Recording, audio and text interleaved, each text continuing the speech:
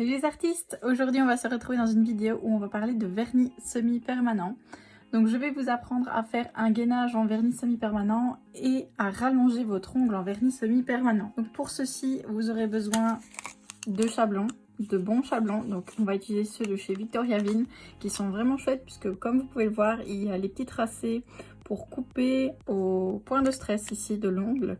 Donc ça c'est vraiment chouette, ils sont pré-tracés, ils ont une bonne forme, ils sont vraiment chouettes, je vais vous montrer ça en vidéo.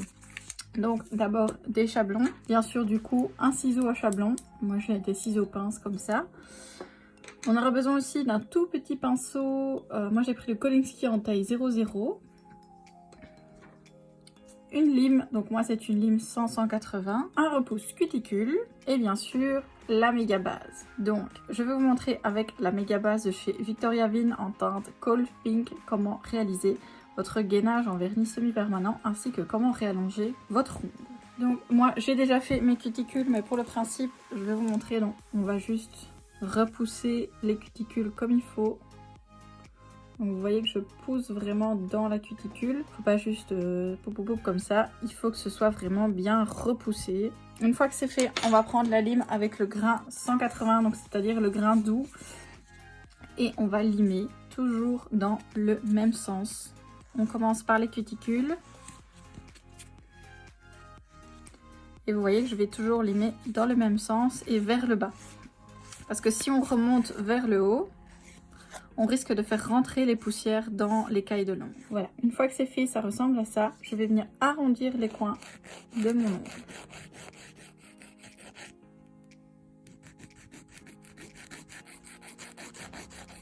Donc ça, c'est une étape très importante. Vous voyez que les coins sont bien ronds. C'est pour que le chablon s'encastre facilement. Ensuite, je vais retirer donc, le chablon. Moi, je me sers jamais de la petite pastille. Il y en a beaucoup qui le font, mais moi, je n'aime pas.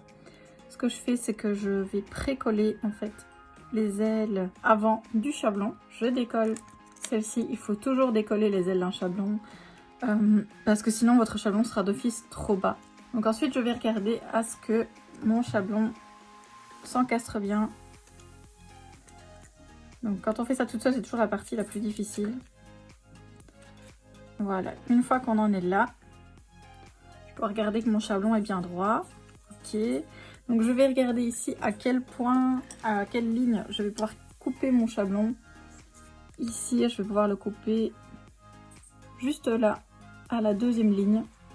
Et de l'autre côté aussi à la deuxième ligne. Donc je vais reprendre mon chablon en main et je vais le couper. Voilà, mon chablon est découpé et il est prêt à être posé. Donc je viens le réencastrer. Voilà, il est parfait. Donc je vais pouvoir passer à la suite. Je le laisse de côté. Donc moi je les mets debout, voilà. Ils bougent pas, c'est vraiment chouette. Donc je vais commencer par passer du nail prep sur mon ongle en fait qui va aider à déshydrater et enlever toutes les petites crasses. Et vous voyez que ça redevient très sec. Voilà, le nail prep c'est comme ça et on voit même que ça a séché ma peau avec. Ça prouve bien l'utilité du primer, que c'est fait pour assécher et enlever toutes les traces de sébum. Ensuite, je viens mettre un primer sans acide. C'est très important pour le vernis semi-permanent. On n'utilise jamais de primer avec acide. Je vais en mettre sur toute la surface. Et l'ongle garde un aspect mouillé en fait avec le primer non acide. Donc là, vous pouvez directement passer à la base. Donc je prends ma méga base. J'en prends pas trop. On va mettre la première couche en fait. La première couche, je viens l'appliquer en frottant contre l'ongle. C'est ce qui va permettre à la matière de rentrer dans les écailles de l'ongle en fait. Et puis je viens border le bord de mon ongle. Donc si vous remarquez que ça a touché la peau, il faut vraiment enlever parce que si la matière touche la peau, ça va créer des décollements. Une fois que c'est fait, je vais pouvoir mettre ma base à catalyser 1 minute sous l'aide. Donc voilà, ma base a été catalysée. Je vais maintenant mettre mon chablon.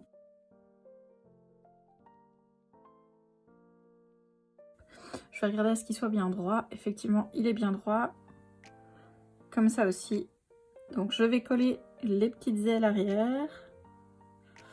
Il faut absolument que vos ailes soient bien l'une en face de l'autre, sinon votre chablon il va partir dans tous les sens. Une fois que c'est fait, pour serrer votre chablon, en fait, vous ne devez pas serrer par au-dessus, vous allez serrer par en dessous, petit à petit, en repartant vers la pointe. Donc j'ai serré mon chablon jusque plus ou moins le numéro 4 parce que je vais allonger jusqu'au numéro 2 et ça va créer une amande naturelle. Donc je vais reprendre ma méga base et je vais en placer cette fois-ci que sur le bord de l'ongle pour venir créer mon extension. Donc je vais prendre une plus grosse goutte et je vais venir la déposer, voilà. Et ensuite il suffit de rejoindre les 2 points de stress avec la méga base.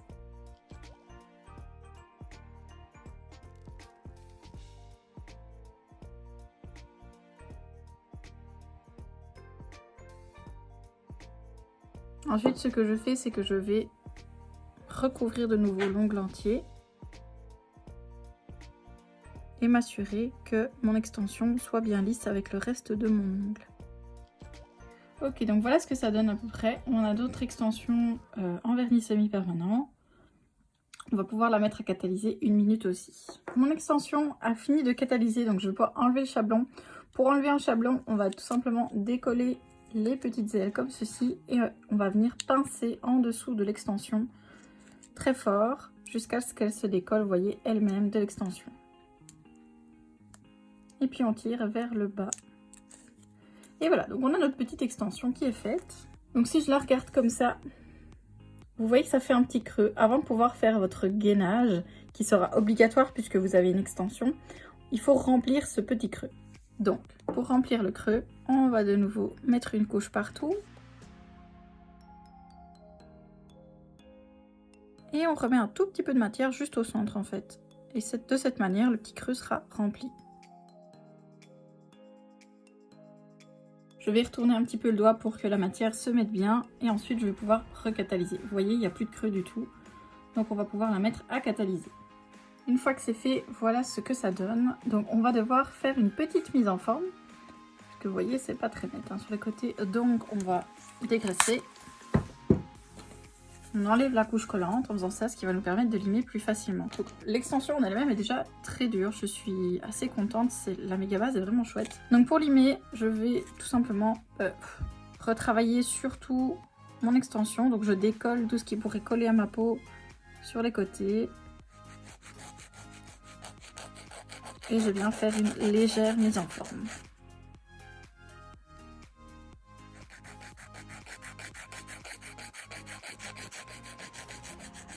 Le grain de la lime ici n'a pas vraiment d'importance. Peut-être prendre une lime douce aussi pour éviter de casser en fait votre extension. Je vérifie toujours du point de vue, donc on appelle ça le point de vue de la cliente. Donc vous retournez votre main comme ceci au lieu de la tenir comme ça quand vous travaillez. Et là vous allez pouvoir voir réellement si votre amande est bien droite.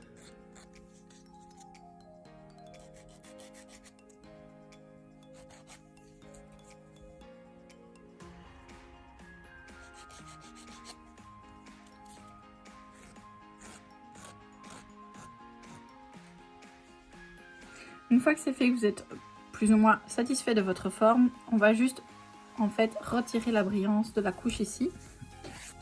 Donc là je prends une lime douce et je vais juste repasser comme ceci partout. Faites attention à vos points de stress en fait, parce que si vous cassez vos points de stress, votre extension ne tiendra jamais. Et je vais vous montrer ici, vous voyez ce que ça fait. Ça c'est parce que j'ai trop limé dans mes points de stress en fait. Donc ça risque de casser. Voilà une fois que c'est fait. Donc à cette étape-ci, on va pouvoir passer au gainage parce que sinon c'est trop fin et ça risque de casser. Pour faire le gainage en fait, donc je vais d'abord placer une couche sur tout l'ongle, pas trop proche des cuticules. Comme ça quand je vais mettre ma boule de matière, ça ne va pas couler dedans. Une fois que j'ai couvert tout l'ongle comme ceci, on va prendre une plus grosse boule en fait de matière dans la bouteille. Oula, voilà. Suivant la longueur de l'ongle, vous devez adapter aussi la matière, la quantité de matière que vous allez mettre. Donc, moi ici, je prends une boule plus ou moins comme ça. Et je vais venir la déposer en partant du dessus. Donc vous voyez, je dépose la matière et je vais la tirer jusqu'à la pointe, de gauche à droite. Et là, je vois déjà ma matière qui s'étale toute seule. Une fois que c'est fait, je viens prendre mon tout petit pinceau et je viens étaler la matière correctement en fait sur les côtés. Ensuite, je vais retourner mon doigt à l'envers pour laisser la gravité faire son travail. Et le bombé va se placer tout seul. Et voilà, vous avez un gainage en vernis semi-permanent. Donc je vais le mettre à catalyser. Voilà ce que ça donne une fois le gainage catalysé. Et vous voyez avec le reflet de la lumière que c'est bien uniforme. En fait, il n'y a pas un endroit où il y a plus ou moins de matière. Alors, je vais vous le tourner comme ceci. Voilà, on a notre apex qui est bien présent,